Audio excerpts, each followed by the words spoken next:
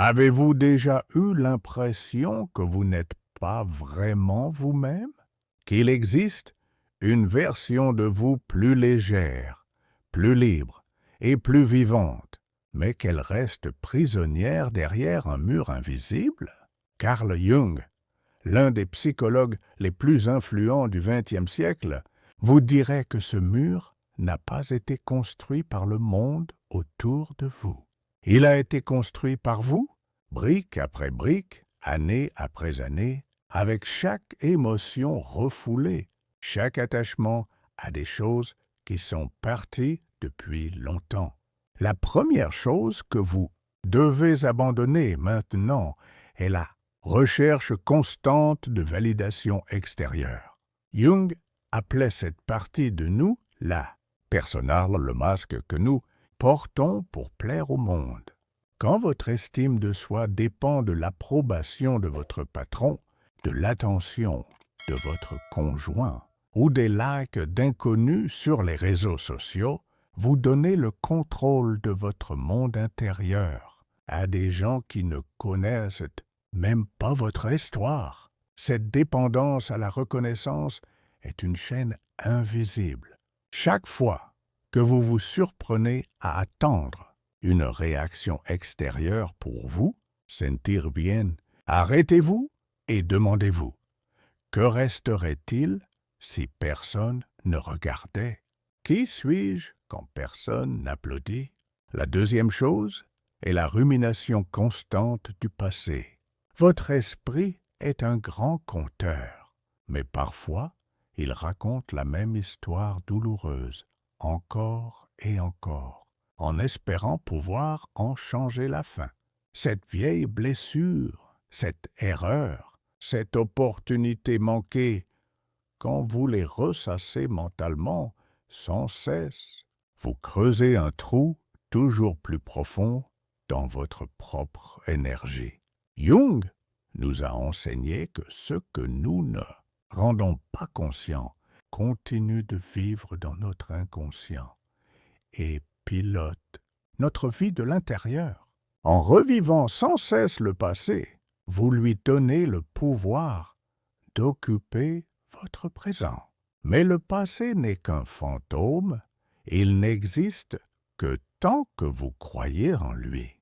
La troisième chose que vous devez lâcher est cette obsession de vouloir sauver des gens qui ne veulent pas être sauvés. Combien de relations maintenez-vous, non par amour, mais par devoir, culpabilité ou peur d'être le méchant? Chaque interaction est un échange d'énergie. Si, après certaines conversations, vous vous sentez toujours épuisé, vidé ou frustré, ce n'est pas une imagination, c'est la psychologie à l'œuvre.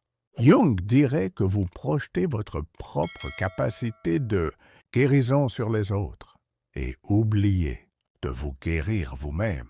Lâcher prise n'est pas une trahison, c'est du respect de soi. Vous n'êtes pas responsable du bonheur de tout le monde, seulement du vôtre. La quatrième chose est de s'accrocher à une identité rigide. Je suis comme ça, je ne peux pas faire ça, je ne ferai jamais une chose pareille. Ces phrases semblent protectrices, mais en réalité, ce sont des prisons. Chaque croyance figée sur vous-même est une limite que vous imposez à votre propre croissance. Jung appelait cela l'ombre, les parties de nous que nous cachons ou renions.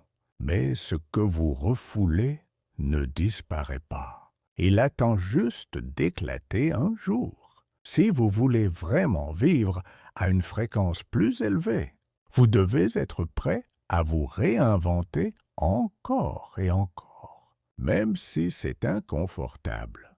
L'inconnu fait peur, mais c'est le seul endroit où le véritable changement opère.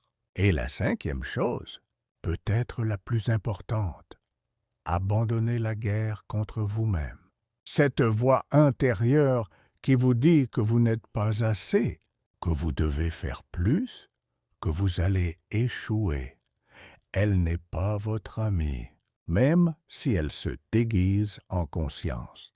Imaginez si vous parliez à votre meilleur ami comme vous vous parlez à vous-même. Ce serait inacceptable.